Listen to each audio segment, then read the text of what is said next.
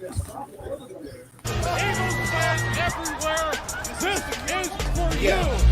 Flying, on the team. Touchdown. Time to get Jalen this ring. You don't really want to start a thing. This a Bird Gang Nation, baby. It's a Philly thing. Hater, and you looking like you type trash. I'm just here calling on Philly the podcast. And we can call a man dog or watch Miles score off the handoff.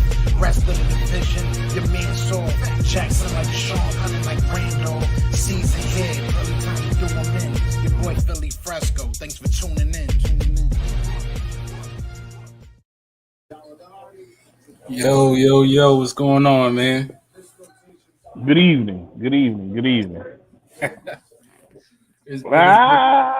It's been a minute. You know what I'm saying? A lot of things that happen in the city. You know what I'm saying? Yes. We're gonna talk about it. You know, it's interesting. You know, on all topics, the Eagles, the Sixers. You know, obviously, you know, Sixers. I ain't even talking about the Flyers. You know, we ain't gonna talk baseball. About baseball. You're going to go on strike. Yeah, I'm over baseball, man. But me too. So yeah, we got the we gotta talk. You know what the main topic is, though. We gotta talk about it. We gotta talk about it. You know what I'm saying? Like look at here, dog. Like, you know, it's crazy to me how these cats really try to tell us that James Harden was washed. You know what I'm saying? Like, it's crazy for me to even see how anyone can even tell me that a top 75 guy is washed. You know what I'm saying? Like, how does that even happen, dog? Okay. I'm gonna let you go because I know you're about to go on like a 25-2 run with it. So I'm gonna let you go first. So you and I understand the NBA and the national media hated the process, right? Right. So you look at the Sixers. They openly, and then, I mean it happens in the NBA, but it's not always as blatant. But the Sixers blatantly tanked. Right. They openly tanked, right? I mean, I don't know what the floor for the cap is in the NBA, but the Sixers were around the floor for several years. They literally made no attempt to win basketball. Yeah. And it took a little longer than expected, but they initially the process netted us Joel Embiid, who was the best player in the world right now, and Ben Simmons, who was a really good player when he played, right? And then you ended up getting Tobias Harris and Jimmy Butler. That's what the process got you. Now, you only had Jimmy Butler for half a season. You kept Tobias Harris, and we should have won a championship, but it was just really bad coaching during that era. So the Sixers went from winning 11 games in the season to having the best roster in the East. And they hated that the way it played out, but they were happy when the Sixers didn't win the title because no team that tanked should win the title. Mind you, David Robinson got hurt the year that Tim Duncan was drafted to the Spurs. That was a team that had been in the playoffs for 12 years in a row. David Robinson got hurt or whatever. But so the Sixers tanked. And they got Embiid. Thank you. And I'm so grateful because that was the Andrew Wiggins draft class. And Andrew Wiggins was supposed to be the prize of that draft class, but the Sixers tanked and they ended up with the third pick, and they ended up with Andrew Wiggins. They followed that up. Embiid was injured, didn't play his rookie year, and they followed that up with getting Ben Simmons. Fast forward, Kawhi Leonard, who traveled before he hit that big three, and I'm going to say that every time we talk about the shot. Kawhi Leonard traveled before he hit the shot, but you sent Jimmy Butler. So then the Sixers kept Tobias Harris, so everything looked like the Sixers made the wrong move and letting Jimmy Butler go and keeping Tobias Harris. So everybody was so happy that the process didn't work and the Sixers didn't win a championship because that's not the way you're supposed to build a contender. Lo and behold, the whole time it's a Ben Simmons and Embiid have like it's like a Kobe Shaq relationship off the court, and Ben feels like this is his team. Joel hasn't blossomed into what he is today, which is an MVP candidate, and Ben couldn't handle that, so Ben sold us out in the playoffs. Because again, through the last 3 years, the Sixers have probably been the best team in basketball. Brett Brown the first year killed us, poor coaching. Last year, then we had an injury issue with Embiid last year, and Ben Simmons not showing up. So the Sixers in the last 3 years, and then Ben Simmons got hurt in the bubble. If I'm not mistaken, Ben Simmons was hurt in the bubble too. So you lose because of Brett Brown's poor coaching when you have Butler, Harris, JJ Redick, Embiid, and Ben Simmons. Then you come back and Ben Simmons misses the playoffs in the bubble. Then you follow that up with Embiid getting hurt in the Washington series, and then Ben folding the way he did against Atlanta. So the media was so happy that the Sixers did not win a championship. And then this comes along. Ben Simmons decides he sits out. So they're like, oh, my gosh, Philadelphia is basically done.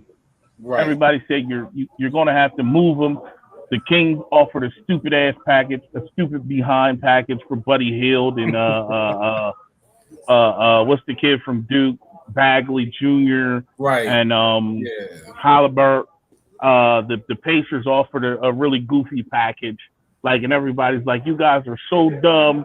Philly fan, you're unrealistic, especially us. You're unrealistic. You guys aren't getting all-star level talent back for Ben Simmons. He's not that good. Philly's done. They're not getting anything in return for Ben Simmons. You guys just need to let it go. You're living in a fantasy world. 3 weeks ago, 3 weeks ago, you know what was crazy? Is as an adult, I think 3 weeks ago is my second happiest Philadelphia moment as an adult. Oh, yeah, by far. After you got the Super Bowl, then you have this. 3 weeks ago, the Sixers got the best shooting guard in the league, right? Right. And everybody say, oh, but guess what? His game has always been old. He's not one of these Ja Morant or Derrick Rose explosive cats. His game has always been an old man's game. So him being 32 really doesn't affect what he's able to do on the court. He's a combo guard. He's a top 5 point guard. He's the best shooting guard in the league. You got him for Ben Simmons. Who hasn't played a game all year. You got it for Andre Drummond, who is a free agent at the end of the year. Who could come back. And I think, honestly, it's possible that he does come back. You got him for Steph Curry, who it hurts to lose. And then you gave up 2 first-round picks, which, if everything plays out, one of them's going to be 30. But let me ask you a question. Did it really hurt to lose Seth? Because whatever Seth was doing, Maxey's doing right now, and then some. So if Seth is starting, right? He was starting in the lineup before he got traded. Maxey is doing what Seth is doing, and then some right now. So I agree.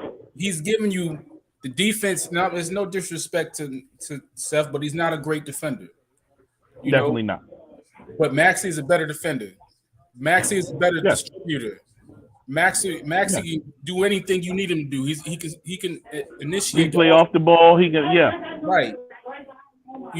Seth tried to do some things with the ball as far as being a playmaker, but he is not the playmaker that Seth that Maxey is by far. No, I agree. And that was the worst thing that could happen. Ben Simmons sitting out and allowing Maxey to develop was the worst thing for the league. The worst thing that could happen for the league. Like, so now you have a kid who's playing with uber confidence.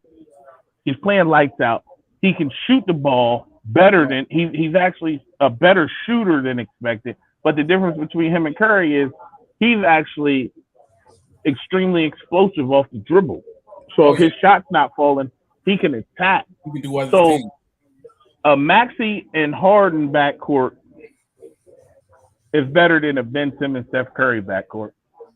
And what gets me the most about it, when you talk to people, like you said, the biggest thing was, hey, Harden's washed up. Harden can't do this. He's a bad person. He did this and he did this in Brooklyn. He did that. And when you look at it, the man just the bottom line about it is the man just didn't want to play with Kyrie because Kyrie was, he was a part-time player, half man, half a season. That's what Chuck Barkley said, man. Like he's half man, half a season. So what people don't understand is, and then the other thing. Let me go to this, right? Then when they couldn't figure, and then when that excuse went away, right? The Harden can't do this. He's washed. The excuse went away. And then it transferred to, well, I don't know how he's going to work in a pick and roll with Joel. Joel's not going to catch lobs. He's not a spacer. He's not going to know how to roll to the rim. Well, guess what? He did all that. He did all that. First off,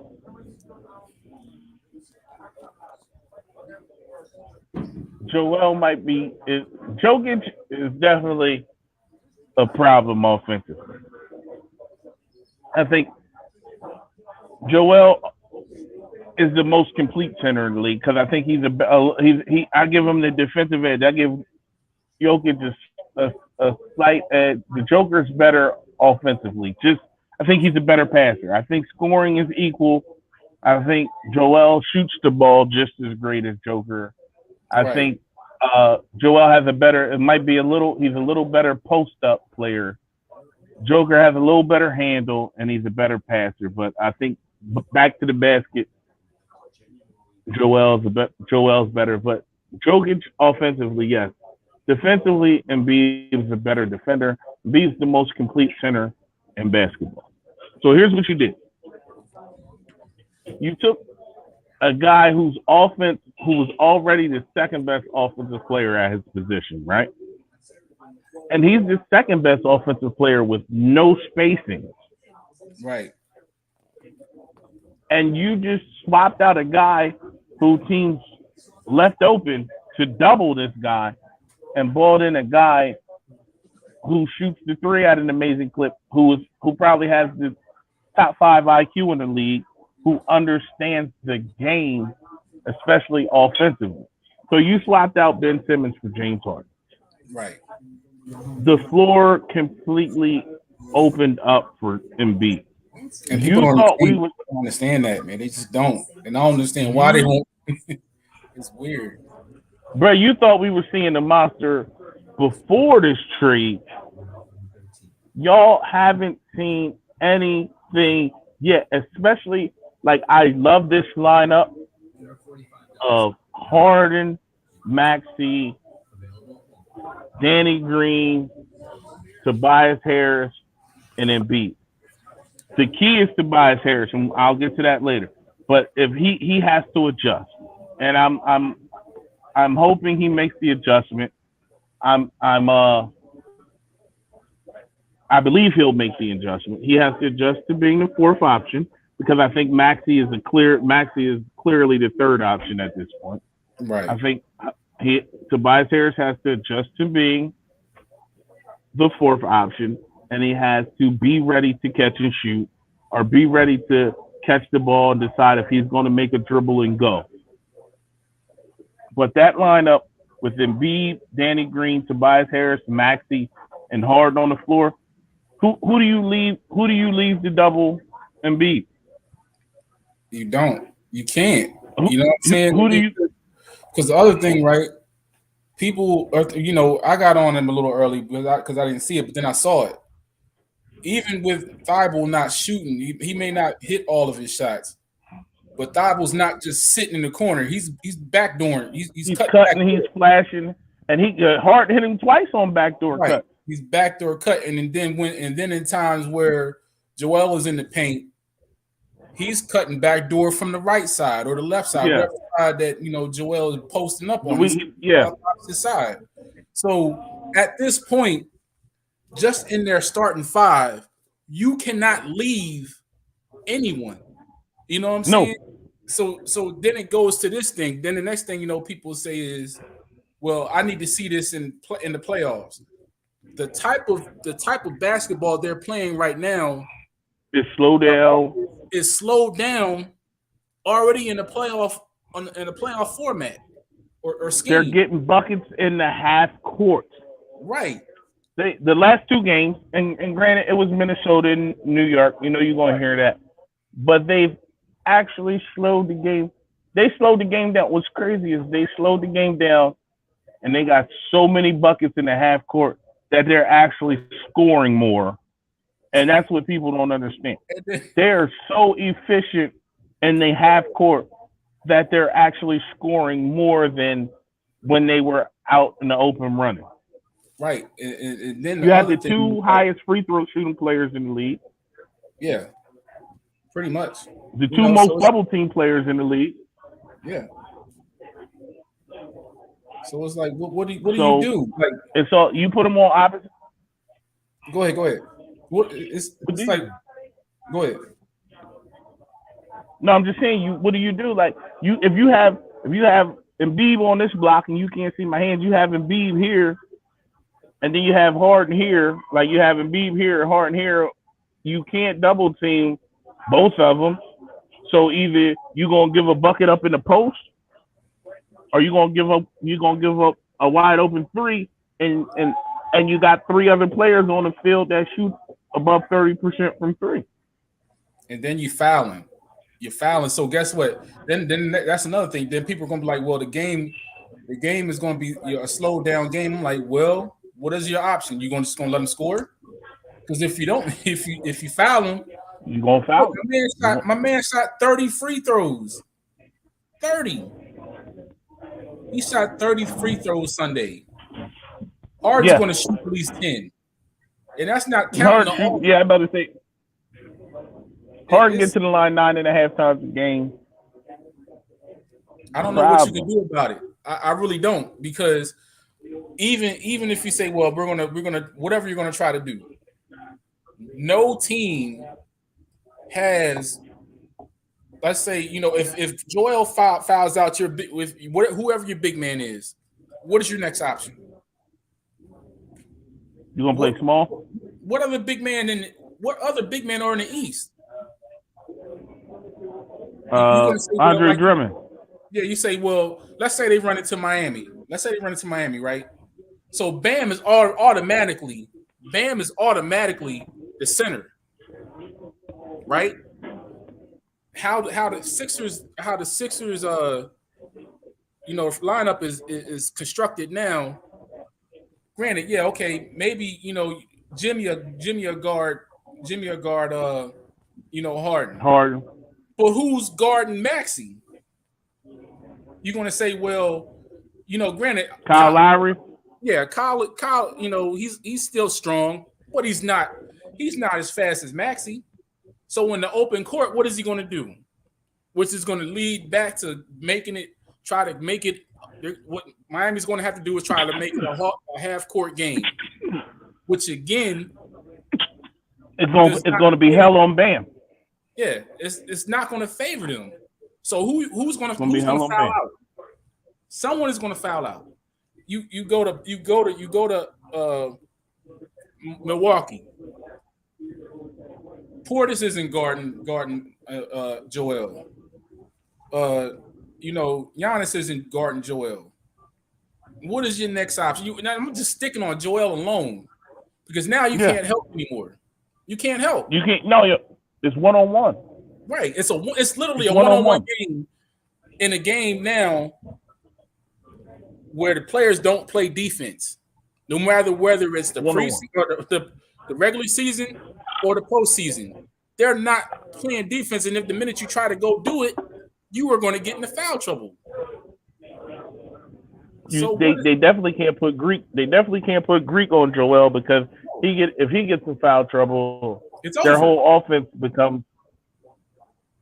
It's over. There is not a big guard combo like that, and there hasn't been. No, I think you know what's crazy. I was looking through bigs and guard combos. So the Sixers, of course, I think is the best big and guard combo. And you know what's crazy is the second best big and guard combo in the league? D'Angelo Russell, Karl Anthony Towns. And they mopped them. That's just what I was getting to. You go to Phoenix, right? Phoenix has Ayton and Ayton and Booker. They're on my list, and you have Gobert and Mitchell. But Rudy can't guard. No, but so it's like I was looking like I was really trying to find something so I don't sound like, oh my God. But it's Harden and Embiid, and the second best guard big combo is probably D'Angelo Russell, Karl Anthony Towns. I don't know what you do. I mean, like if I'm an opposing team's a fan of an opposing team, I'm looking at this right now. Like, if maybe DeRozan and Vucevic. I'm sorry, maybe the Bulls, DeRozan and or Levine and Vucevic.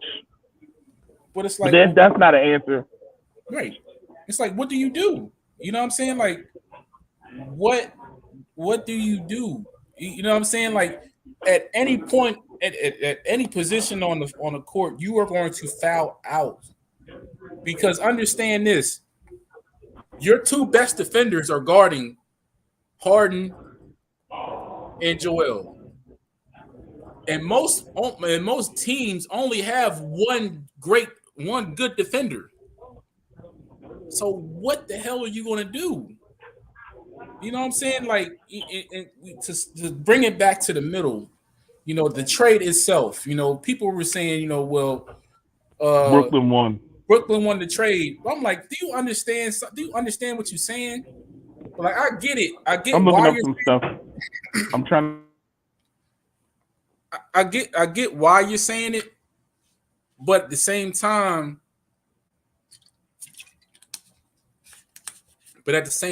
right? I'm looking at this, and I'm seeing that Ben Simmons wasn't playing. He wasn't on the court. So basically, you got a top 75 guy. You know what I'm saying, for a guy that wasn't playing at all. You know what I mean? He wasn't playing at all. So then you gotta look at it like, what the hell are we doing? It's tough. I don't see how they won that trade at all. You know what I'm saying?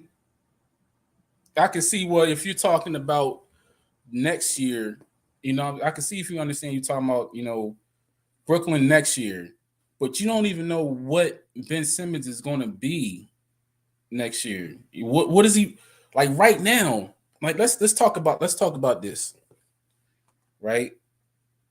Ben Simmons is not even playing right now, right?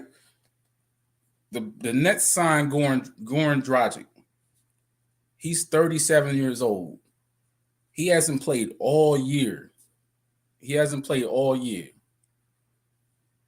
Goran Dragic came back to play before Ben Simmons, right? I'm going to take it even a step further. Markelle Fultz. He's been out since December 6th of 2021. Markelle Fultz came back to play before Ben Simmons. So to go back to the other situation, right? you look at it, and I just feel like people. Now, it wasn't just Nets fans, so I'm not just going to jam on Nets fans and all that. Yeah, I'm not just gonna jam on Nets fans. They weren't the only ones saying it. It was the national media.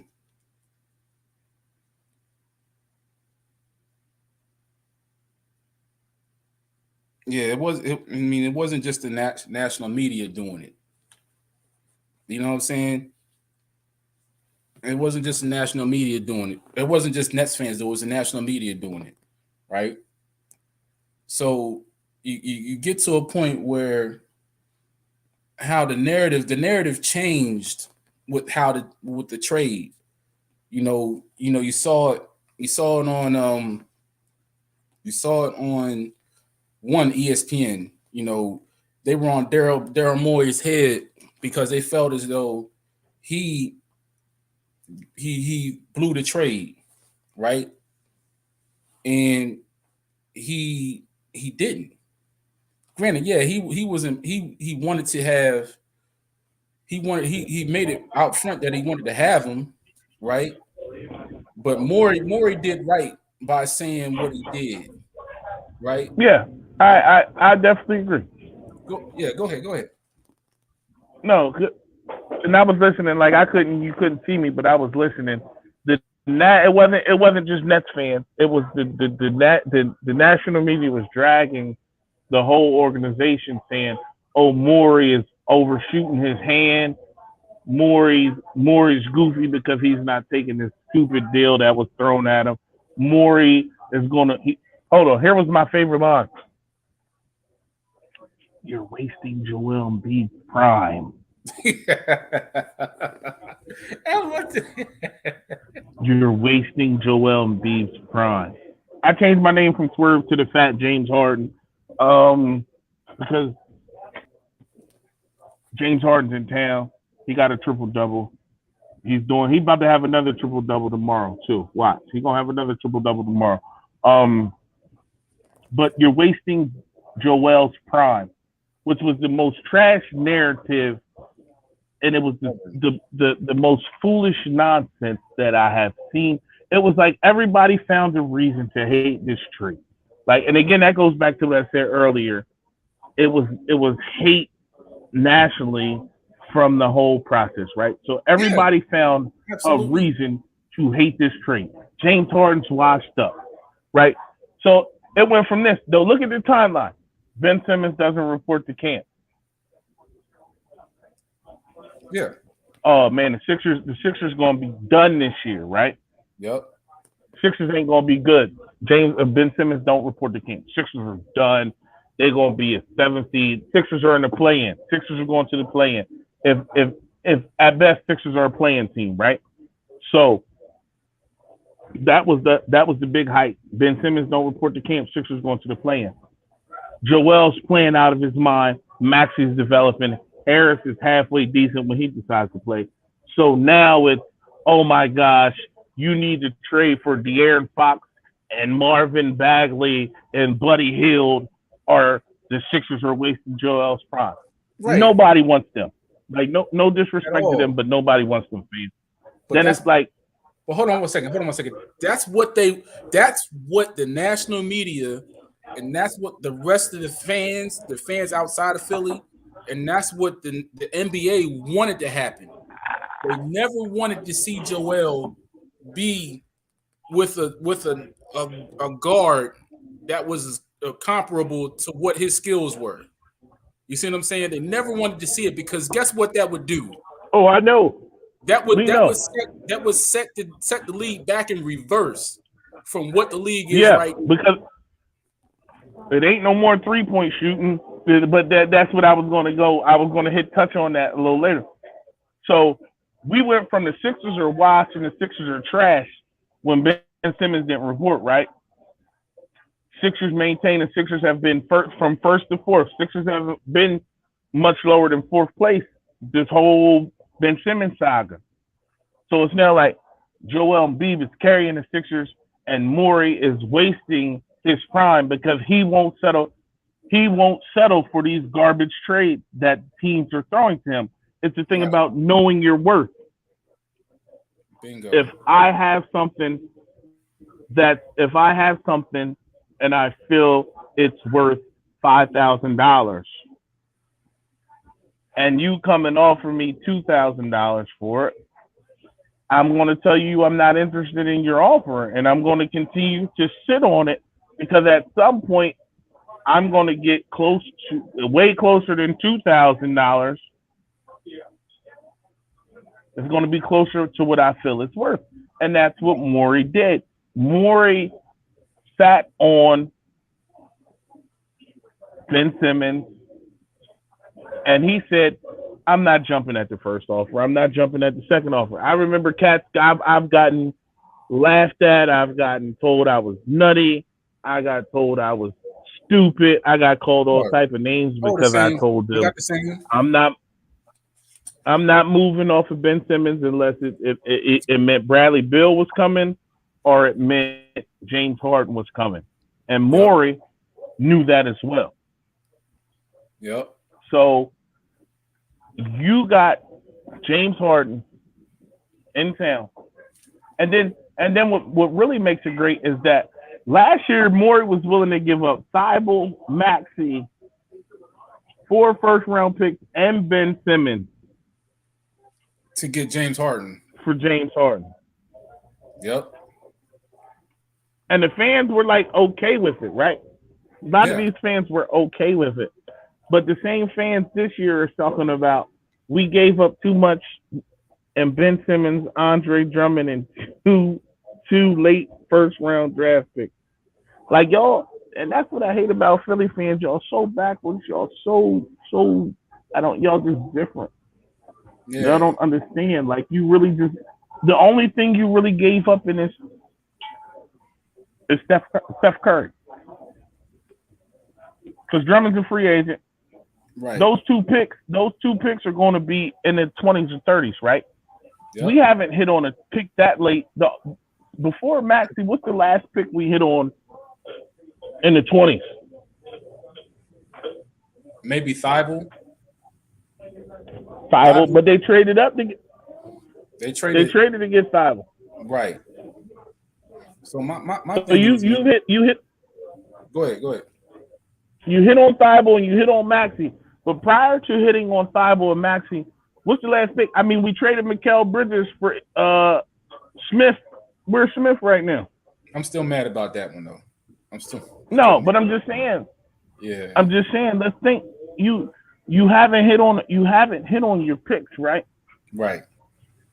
So if we go back, what do we mean? 2022. So 10 years ago would be 2012. And 10 years from that would be 2002.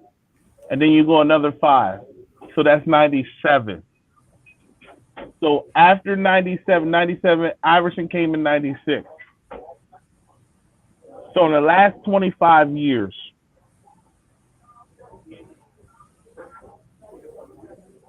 what picks have the Sixers what picks have the Sixers hit on? Embiid? Yeah. Iguodala. Drew Holiday. Drew Holiday. Iguodala. That's about it. Embiid. Because that. But I really want to get into this Ben Simmons thing. Let's go. The mental health thing we've chopped it up about that 100 times. It's not even about that anymore to me. It's about a man that in reality he's a great player. He's a great player. I'll never take that away from him.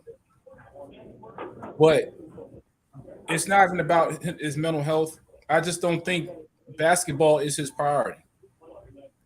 And I think that he's the type of kid that when he's to be held accountable, or when accountability comes into the picture, he he can't take that. Like, no one was asking him, and that's the thing that's just crazy, man. Like, a lot of us that were hoopers or still play ball, we don't ask you, we're not asking you, we know you can't make all your shots, right? It's not possible. No. All we're asking you to do is take them. I'm not saying you got to take 20. I'm not saying you got to take 15. I'm not saying you got to take 10. But if you took 5 mid-range jumpers a game, guess what that does? Because what was happening and why Joel or the Sixers could not get past the first round, they couldn't get past the first round, the second round, is because in the playoffs, what team and people were doing it in the regular season, but the regular season is a little bit more relaxed than it is in the postseason. What teams were doing is, we know Ben, because Ben's 6'10", so you know you got to have another big man out there with Ben. So what was happening is they knew Ben wasn't going to shoot. If anything, he was going to run, he was going to dive to the rim and try to dish off or whatever the case may be, because he never really did the pick and roll with Joel. No. But that's why, and not to cut you off, but that's why when people were saying the stupidity that Embiid doesn't play pick and roll basketball, I was like, you know why he doesn't play pick and roll basketball? Because he has a 6'10" point guard and he fades out to give Ben Simmons space. He pops to give Ben Simmons space at the rim. But people don't get and understand that. Right. And Ben wasn't capable of that. And that's just, I'm just telling you the facts. Ben wasn't capable of running that action with him because he couldn't. No. He couldn't. That was not in his wheelhouse. You know why? Because he never saw the team as Embiid's team, or he never saw it as a real partnership. Ben saw the Sixers as his team. His team. Now that he could never deal with the fact that Joel was the man. And sometimes you have to put your ego in check. To the side. You have to exercise your humility in that case and understand, like, look, if we're going to reach our full potential, the two things I need to do is at least take a shot. 1, 2, humble myself and run the necessary actions that need to be ran with the plays we can be successful Joel, or maximize Joel, and in turn, I can even get even easier shots or layups. But he never wanted to do it because it was not in him, and he can never. Let me ask you a question.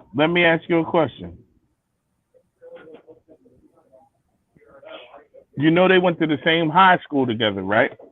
Mm-hmm.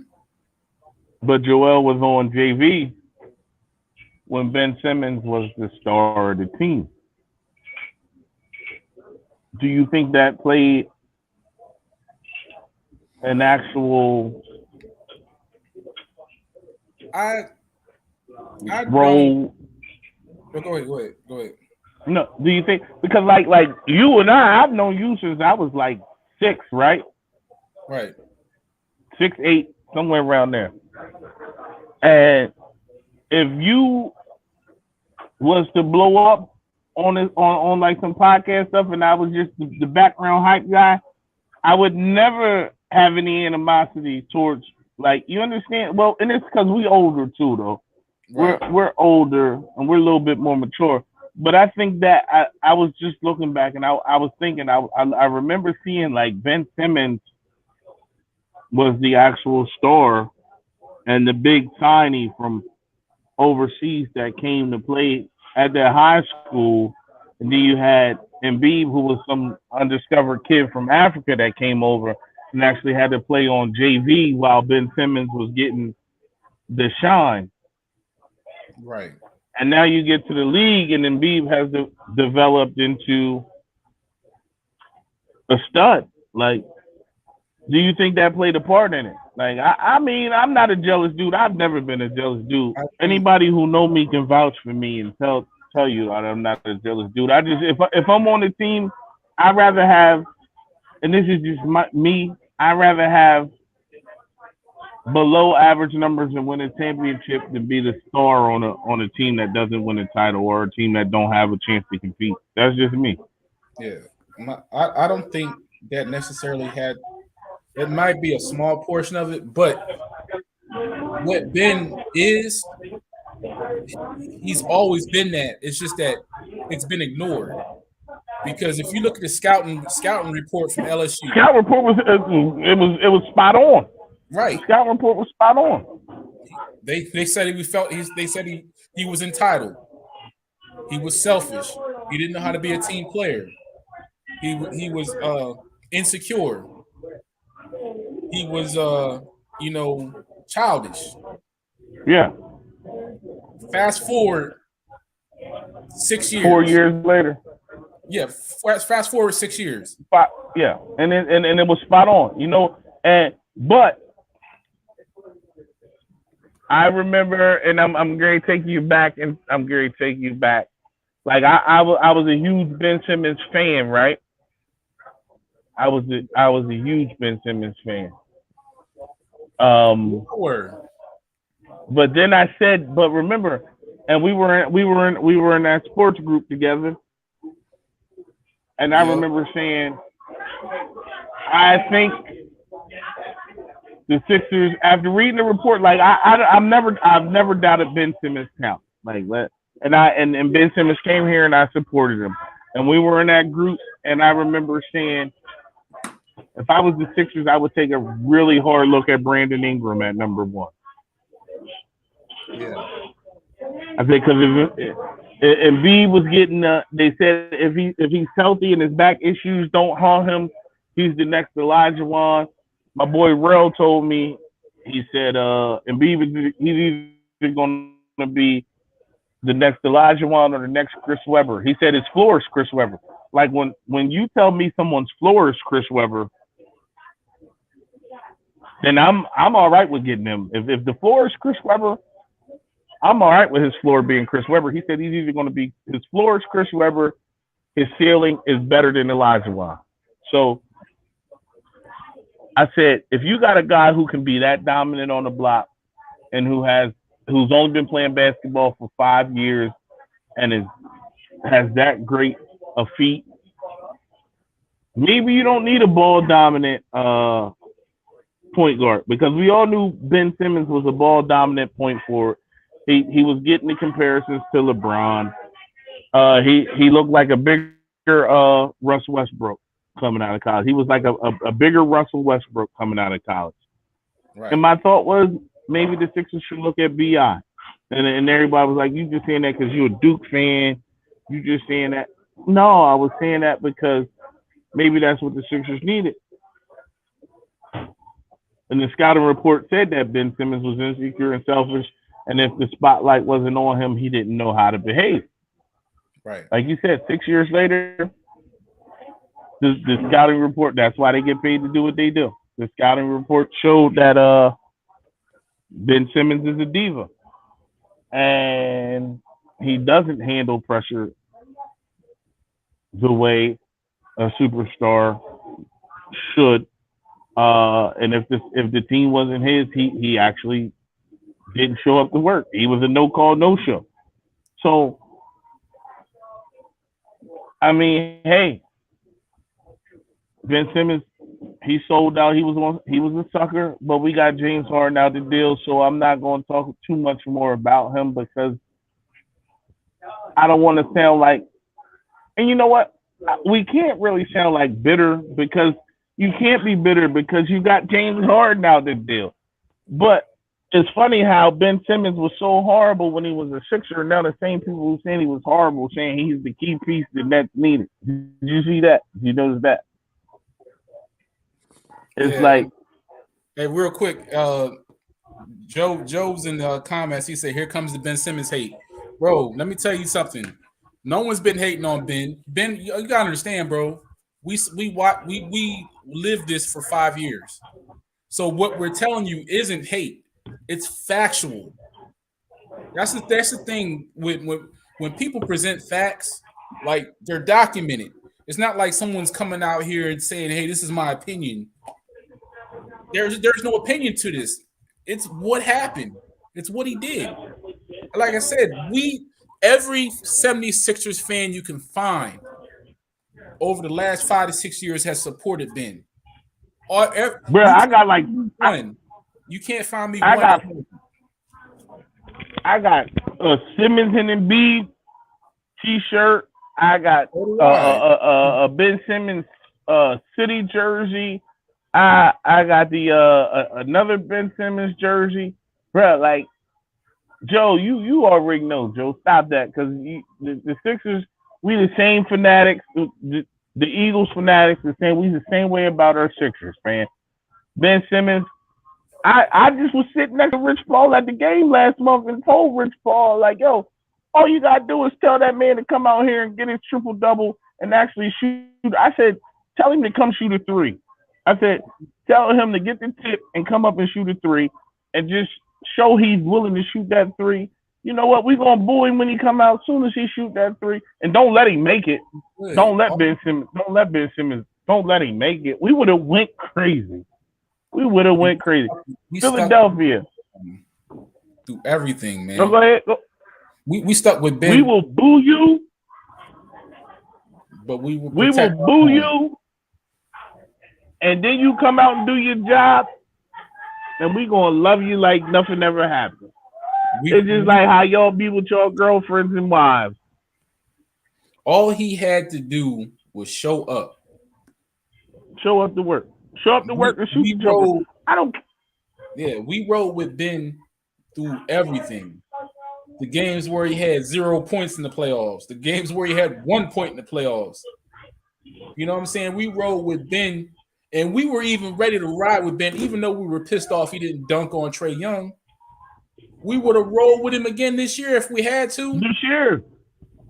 All he had to do was come shoot a jumper. Ben, show up, shoot a jumper. Bro, we gonna love you. Like Philly, we gonna love you. We gonna love you. We gonna boo you. Like we not gonna let you off easy. We gonna let you know when we not satisfied. But at the end of the day, if you still got that shirt on with that team name on the front, we gonna love you. Support you, right? We're gonna support you. So that's enough on Ben, man. But at the same time, I'm at the point now where a lot of people, those receipts on people that they pulling up because of what they said about Harden and then what they said about the Sixers, they were like, and I'm gonna take you to this. People were saying, well, who has the 76ers beat? Well, before All-Star break, they beat Milwaukee, right? They beat Milwaukee without Harden. They beat Cleveland without Harden. They 3-1 against two. They beat the Bulls 3 times, didn't they? Beat the Bulls 3 times without Harden. Maybe the Bulls weren't full strength, but neither were the Sixers. All 3 times they were, except for the third time. The last one, no. They beat the Bulls. They beat the Bulls without Harden. Right. I'm saying, son, it don't. Joe, y'all got a man who ain't played yet. Yeah. Tell me how y'all want to trade, Joe. Talk to me, Brooklyn. And I'm about to be on my BS, on my Biggie, my Brooklyn Bull-ish. We on it. Tell me how y'all want to trade, son. You know what? And I'm not even mad at Nets fans. I'm really not. I'm not even going to clown them. But I think they know in their heart of hearts they fucked up with that trade, or they messed up with that trade. I think they know they messed up with that trade, man. You know what I'm saying? Because you gotta understand something. Kyrie still can't play, right? And they just knew that was very bad, right? He can't play home games. Hey, Black, and what we talk about? So imagine this, right? Kyrie can't play home games, and then they draw the Raptors in the first round, and he can't play in Canada either. So you don't got Kyrie for a whole series. What do you do? And it's not even. It's not a series. What if they stay in the play-in, and they still got to go? They got to go to Toronto. What do? You know what I'm saying? You just hope Patty Mills gets a hot streak. And then the other thing is though, you can't rely on Ben. So what do you do? Oh nah, Ben the savior. Ben the best thing since sliced bread. Ben He says his back Ben was is hurting. Though. His back's hurting, right? How? What were you doing? What were you doing for 6 months? You didn't play. You didn't play ball. What is your back hurting from? carrying his NBA 2K team. Yeah, I'm at a point, man. I'm at a point where it's like it's not even debatable who won the trade, short term or long term at this point. You have a guy that may not even play the rest of the season. He definitely ain't playing the 10th. No, he not showing up to Philly. You can forget that. He not coming to Philly. No, no, that ain't never gonna happen. And he ain't coming to Philly. You know, and then you look at the landscape of the East. You know, let's even just stick with the playing teams. The playing teams, Atlanta, the Nets, right? You got Charlotte. I'm gonna pull it up.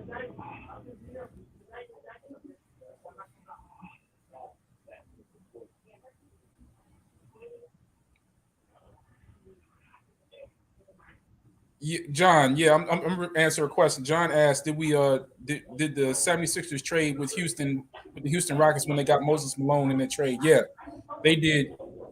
They did that. And Harden. Oh shit. And then Harden, he had another. John Jones had another quote. He said, I think Harden has either 2 or 3 years left. I think he has more than that. I think he has more than that. 4 or 5. You know what's crazy? My bad, Joe. If y'all said something to me, I wasn't looking at the chat. I was in the private chat. I wasn't even looking at the comments. I do apologize. No, Joe. Ain't no Ben Simmons hate. Ben Simmons is week to week. Agreed. My bad, Joe. I was tripping. When I logged back in, my thing was on the private chat, not the comment. But yeah, they got Malone in a trade. He said 4-4-4. That was in 80. Was it 83? Right. Sorry, I knocked my whole setup over. My bad, y'all. Good. So Ben Simmons out here looking like the sucker in these streets, and we're not gonna talk about Ben no more. But for y'all, like Ben Simmons ain't played. Like Hard took 3 weeks to get Hard took 3 weeks till he was ready. Now he's ready, and it's you only beat the Timberwolves and Knicks. Hey, you only play who in front of you, fam. Like, I mean, I'm not gonna knock the Sixers, who are 2-0 since the acquisition of James Harden. What are the Nets since the acquisition of Ben Simmons? That's my question. Like, and again, it's not even towards Nets fans. This was a nationally driven story by the media, by Brian Windhorst, LeBron's little fat man, by Chris Broussard and his sources, by Stephen A. Smith. All the big outlets were reporting all this nonsense, right? And they were pushing people to make Daryl Morey look like an idiot. They were pushing the James Harden is wash narrative. They were pushing that the Sixers, like I said, we went from being lucky to be a playing team to wasting Joel Embiid's prime to Morey being an idiot for not trading for a whole bunch of nothing. And it was just disgusting how they tried to do us. But think about and now look at it. Now they have nothing. There's nothing else on there. There's nothing else on the table to look at. Now they're pushing. Kyrie has to hurry up and be able to. The New York has to hurry up and waive the vaccine mandate so we can come back. Look. They so scared of Philadelphia winning the championship, they tried to force New York to redo their vaccine mandate. Yeah. Yep. It's Like, to the point, man, where I'm sitting here and I'm like, come on, Golden man. Eagles said Arcega Whiteside to beat Ben Simmons in 1-on-1. You know what? He probably would. He just Probably stand under the could. rim and Right now, and make him shoot a jumper. if he make his free throws, he automatically gonna win. Yeah. You know what I'm saying? It's hilarious how, you know, everybody, every you know, national sports outlet were saying, well, before the trade happened, you know, hey, the 76ers are a nice team, but they don't have any, you know, but they're not a championship team. No. You know, and then when they got Harden, it was, well, we don't know how it's going to fit. We don't know how it's going to fit. You know, what about Harden's attitude? What about this? Well, Joel can't catch lobs. He can't play the pick and roll. That was proven false in the first game. So it's like they're running out of straws to draw, and there's nothing else left. It's like, okay, so what's next? And it's like even like I remember when we were talking about it last year. Like, my guy, shout out to my guy Elton, shout out to AWALK, shout out to Castro and Brandon. I don't think I shouted y'all out today either. Shout out to my bartenders because they keeping my drink full.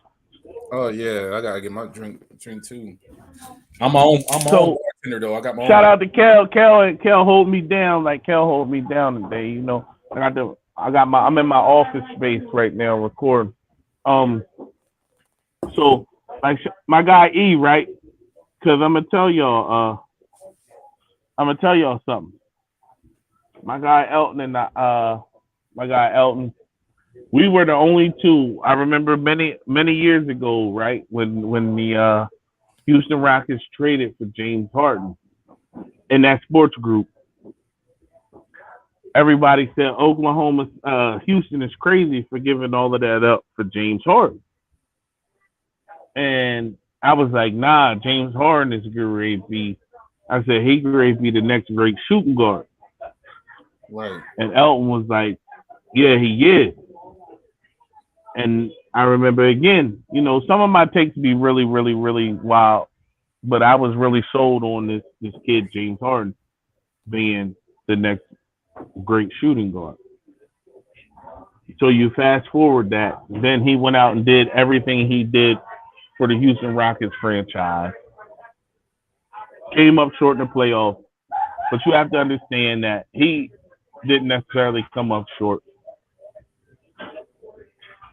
Right. Some of that was the Warriors. Like, you know what else I hate, and this is off the topic. I hate how people don't want to give Golden State their credit. Like, Golden State is a legit dynasty. Yeah. So the man ran into the Warriors a couple of times. He ran into the Warriors and Spurs, and the Spurs are definitely a dynasty. So you ran into the Warriors, you ran into the Spurs. You couldn't get to a championship game, right? Boom. I don't hold like playoff failures against the player. Yeah. Because if we do, we got to hold, like Mike had a bunch of failures against the Pistons. Mike got swept by the Celtics. Mike couldn't win. Mike didn't win in the 80s. Some years he didn't get out the first round. Yeah, that's what I'm saying. So it's funny how they want to hold playoff failures against everyone else, but they don't want to talk about Mike's playoff failure. But that, again, that's another topic, right? So I don't necessarily hold playoff failures against the player. Right. James Harden, regardless of what he did in the playoffs, James Harden is still the best shooting guard in the league. I watched James Harden get Clint Capella paid. Yeah. So you call it a playoff failure, but I call it as I took a guy in Clint Capella who was a nobody in the NBA. Yep. Yeah, Capella. Yeah, Capella was he. James Harden took Capella and got him $80 million. right? And then on top of it, it's like he had a hurt CP3 the last year when they played the Warriors. He got hurt at the end, right? And then before that, he had on the backside of his career, Dwight Howard, who wasn't getting up as much as he should have. You know what I'm saying? And then you fast forward that to Brooklyn. KD and granted, last year Harden got hurt, but then the vaccine thing came up. You know what I'm saying? So you have that coming on, but at the end of the day, the dude is a top 75 guard, or the top 75 guy of all time, and he's a first ballot Hall of Famer, right? So you got that going. You know what I mean? And then you look at it, the situation, and it's just like, look, man, the 76ers are good. Whether you like it and whether you want to like it or you don't. You know what I'm saying? They are good, and they're going to be good for a while. And the one thing that the only concern that I have really is with Tobias, but I don't think that it's a over. I don't think that Tobias, I think Tobias will be okay. You know what I'm saying? Long term. He like Marv said, he'll probably be the fourth option, but just get to your spots, relax. If your shot isn't falling, you know what I'm saying? Go to playing defense. You're 6'9", get some boards, play some defense. That's all you need to do, because this team is stacked. The only thing I would, outside that, the only thing I would be a little concerned about is what the roles are for the guys on the bench. Hopefully Doc. I see what people are saying about Doc as far as situation with the bench squad or whatever the case may be. I get it, but at the end of the day, that's what he has to work with. You know what I'm saying? So it's kind of what he has to do. But because look at what he had to work with, man. You can't play Joel for 48 minutes. You couldn't play Tobias for 48 minutes. You can't play Maxey for 48 minutes. He had to put the bench guys in. That was what he had. And like and the other part about it, you got a whole 6'10" point guard that was at home. You know what I'm saying? Now with the emergence of Maxey being, doing as well as he is right now, and then you have, Harden, and you have, like I said, you got two great players out there. You should be able to stagger those minutes, and I think he will. So I don't think that'll be a problem. So that's that. But what I would like to do is end the show on this point. I wanted to shout out, give flowers to Joe Castro, man, because Joe Castro just got a big interview with PFF guy, Mr. Monson. He had that tomorrow afternoon. Like and subscribe to Philly the podcast. So I wanted to give Joe props for that. Because I know a couple of guys that actually took the PFF intern and flunked out of that crap. You know what I'm saying? Because they couldn't do the work they were asked to do, which was probably pretty basic, but that's neither here or there. But here's Mars. So I'm back. Yeah. I forget. I was listening. You said I forgot what you said. Oh, Tobias Harris. Doc. We're gonna leave the Sixers. Then I didn't mean to cut you off about that, because we're gonna touch on that before we go. We got a few more minutes. Yeah, Doc has to manage the bench. He has to stagger, figure himself. You're gonna go 8 deep. Hopefully they bag DeAndre Jordan within the next 2.5 hours. You got a backup center that moves Millsap a little further down the bench. I would like to have Shake Milton play minimum minutes. Shake and Furkan, if I had to pick between them, I would go Shake. But You got Shake and Furcon. You have DeAndre.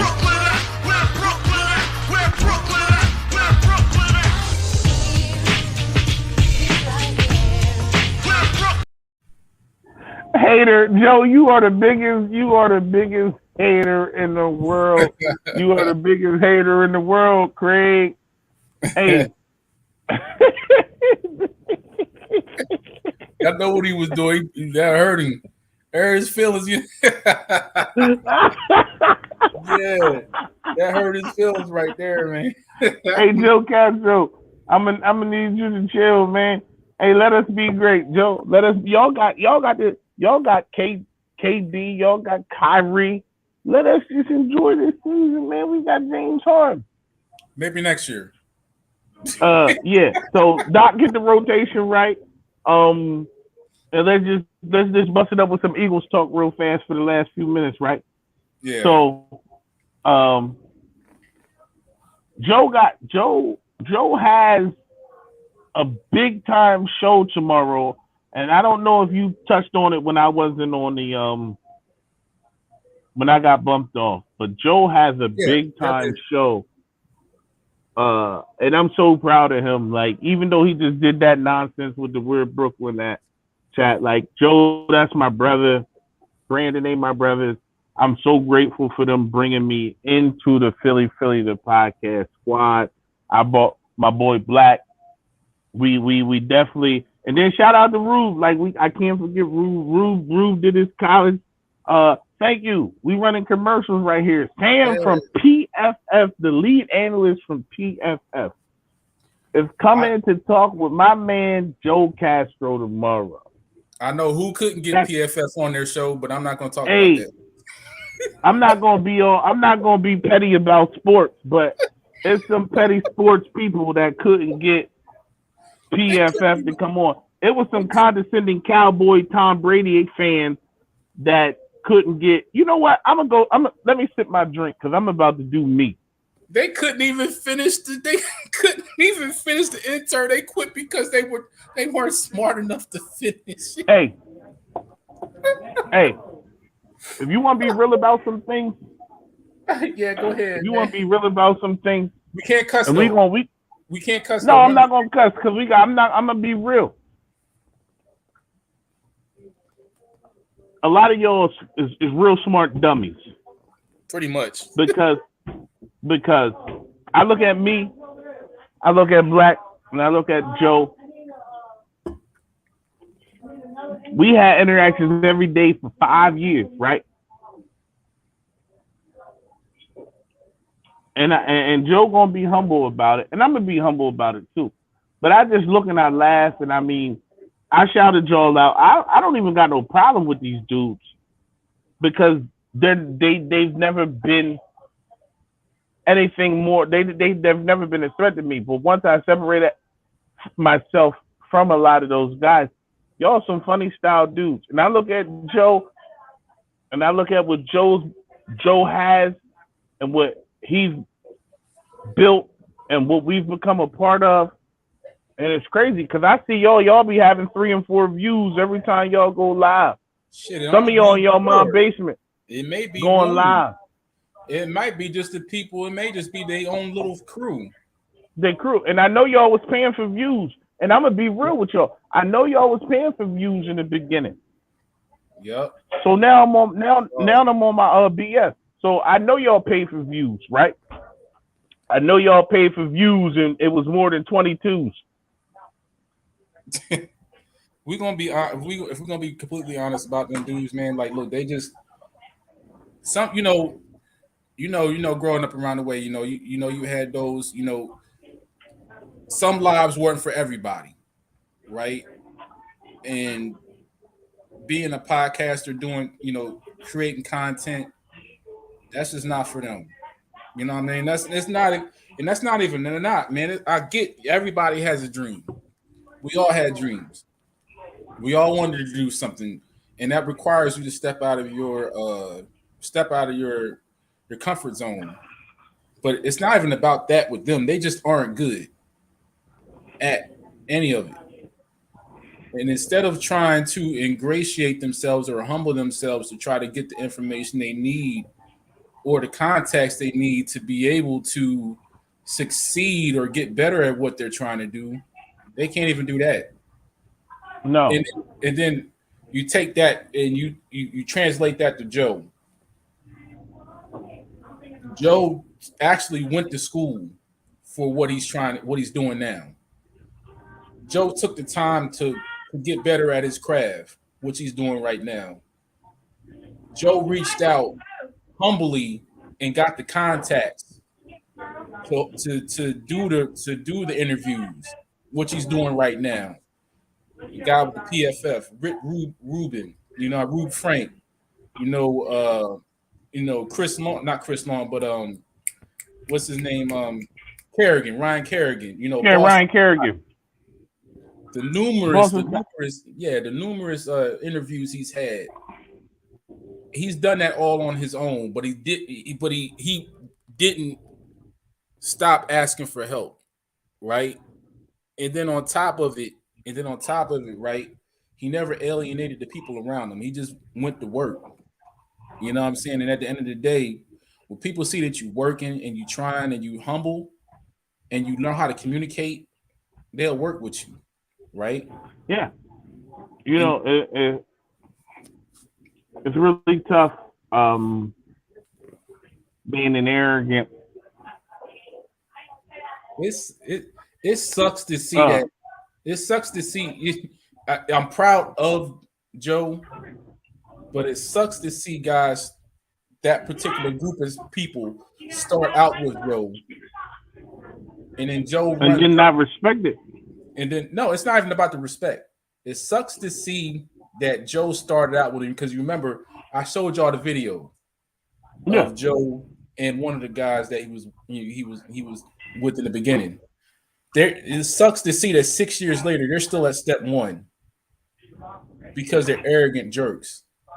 Yeah, no, and that's what I was about to say.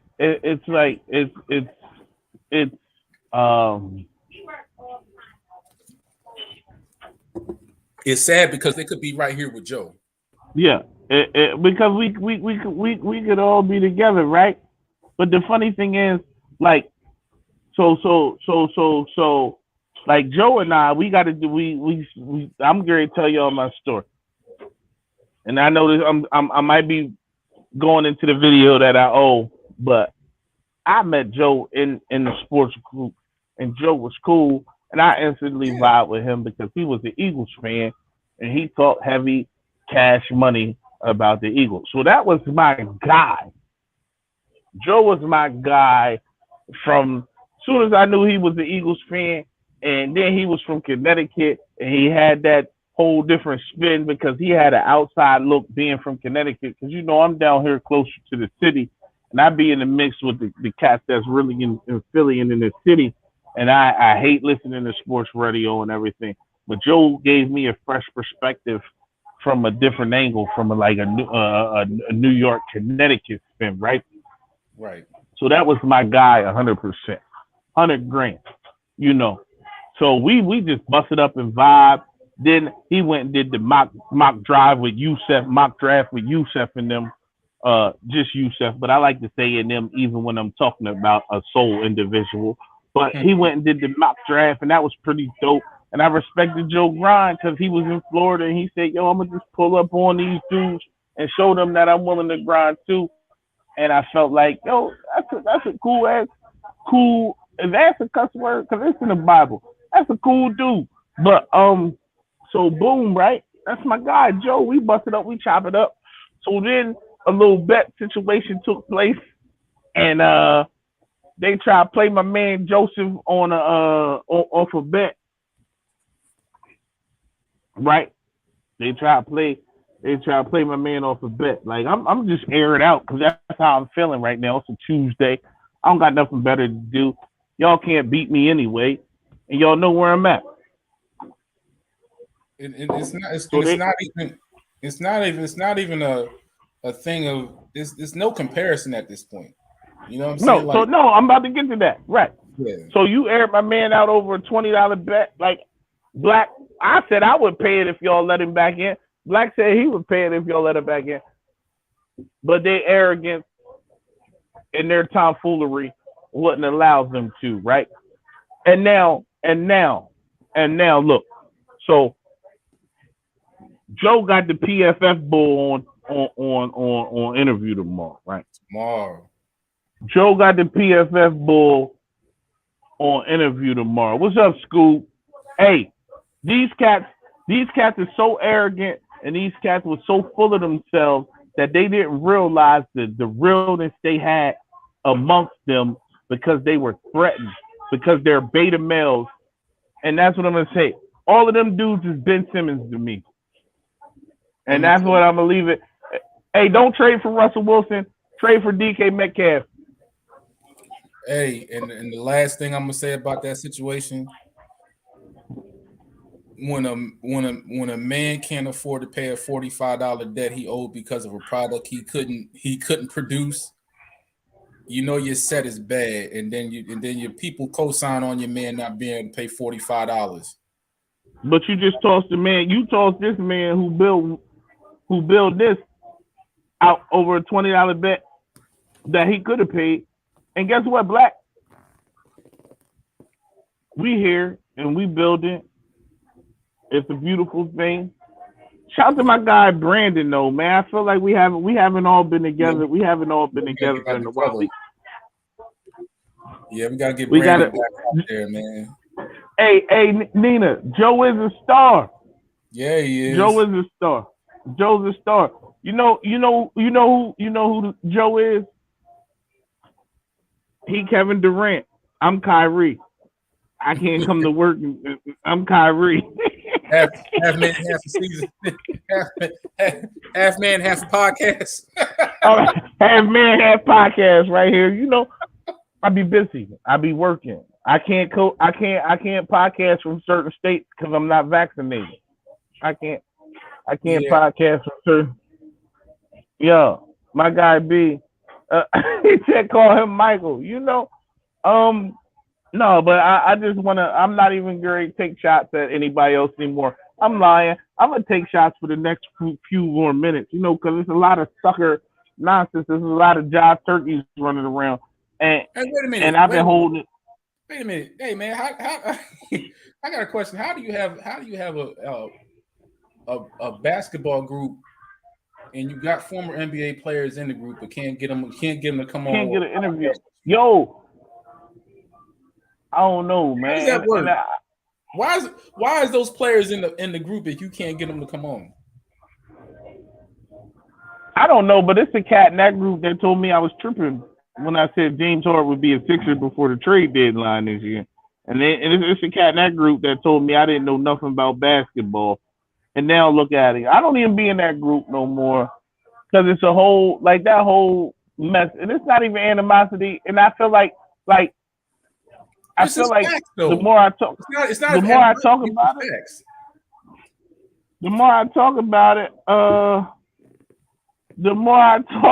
it, the more it makes me smile because it's like, yo, them dudes really thought they were so much better than everything that we have here. And when I laugh at y'all three views having ass dudes, it'd be great. Y'all got a dude with no hairline who should have shaved his head like 6 years ago. and he just be there talking like, first he was a football expert, now he a basketball expert. Y'all had that man. That man talking soccer. Now he a soccer expert. He's talking soccer. Relationship. He a relationship expert. Fam, you talking soccer? I know you don't get no chicks. Why are you giving relationship advice, bro? I bet my whole year's salary, which is way more than what he makes, that he don't get chicks. Hey man, we got. Like, I'm being petty. Yeah, we grade dip because y'all grade at me. I need a whole another 30-minute special when I come get tuned up and just tell y'all about yourself because you know what? Life is good for me. Life is good for Black. Life ain't good when Life you is can't. great for Joe. Hey, think Life about is good. Life is good for Joe. Life is great for me. Life is great for Black. Life is great for Brandon. Life is great for Joe. I'm living a dream. Like, I'm literally living a dream. Like, y'all dudes try to disrespect me. I'm not an internet dude. Like, y'all dudes try to disrespect me. Y'all try to play Black. Y'all try to play Joe. Y'all try to play Joe over $20. That's some real life. Like, y'all nut ass dudes try to play Joe over $20, right? I chumped y'all man. Y'all man, we was in the group chat. And I offered your man a train ticket. I offered your man to meet me. He's a sucker. And you know what? I'm angry. I just want to know how you 40 years old and a lady that's 10 years older than you had to pay your $45 debt. Like you ain't accumulate $45 over 40 years. How is that possible? You know what I mean? But we gonna get off here, man. Because my petty is coming out like a petty sport. I'm petty, Petty Murphy, and I'm fired up because somebody said something to me, that triggered me. But I was just thinking like, yo, y'all running in place. It's a lot of running in place and faking the funk, and it's a lot of nonsense like. And I'm always available if somebody got a problem. Yeah. Oh man, you know these hands don't discriminate. I'm from the woods. I ain't hard to find. I'm 6'3", 300 pounds. I'm walking around every day, all day. I appreciate, and this all got started off of but this to go back to my story. Joe actually reached out to me last season. Him and Brandon were doing a show, and the Eagles were playing the Ravens. And I told him that Hightower would have to be a big game. Hightower would make or break the game against the Baltimore Ravens. And the third play, our third offensive play, Hightower was running wide open down the team to the field, and he ended up dropping the pass. And I think that's where the went out the sales. And Joe's a real dude. Like, and what's crazy is, what's good about our group? We've been together. We don't agree about a lot. No. No, between us four, we don't agree about a lot. But just because we don't agree about it, like, that don't make us less of a group. And that's called being grown. And that's called, you know what? We got it. Sixers and five. I do need to address this. I told y'all that offensive tackle from NC State was the truth. And he done shot up all the way to number 1 on Mel Kiper's board. But I don't trust Mel Kiper because he's been wearing them same suits for the last 20 years. I don't think Mel Kiper bought a new suit in the last 15 years. He make too much money not to buy a new suit or a new wig. So the offensive tackle from North Carolina State has jumped the offensive tackle from Alabama, Neal, on his board. Mel Kiper, you need a new wig. You're going bald, son.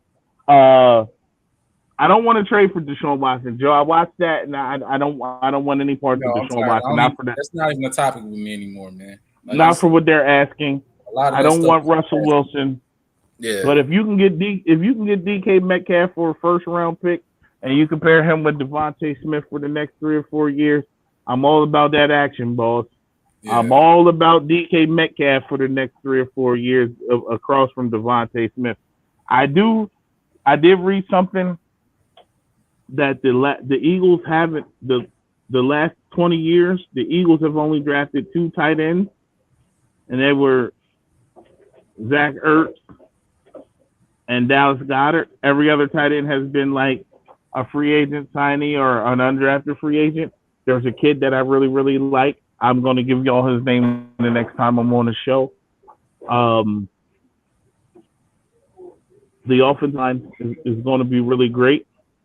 The offensive line is going to be really, really, really great. Saquon Barkley is available. What do you think the Giants want for Saquon Barkley? You don't want him? Nope. Because he can't. We good with what we got at running back. We'll figure it out. We Okay. don't need him. I'm just saying. I mean, he's 7.2. I don't want nothing up there from the Giants. I'm tired of getting used pieces, man. You know what I'm saying? Just throwing that out there. You know, Saquon is available. Saquon is available. You said no parts of Saquon. I would like for us to all get together. B, Joe, Black.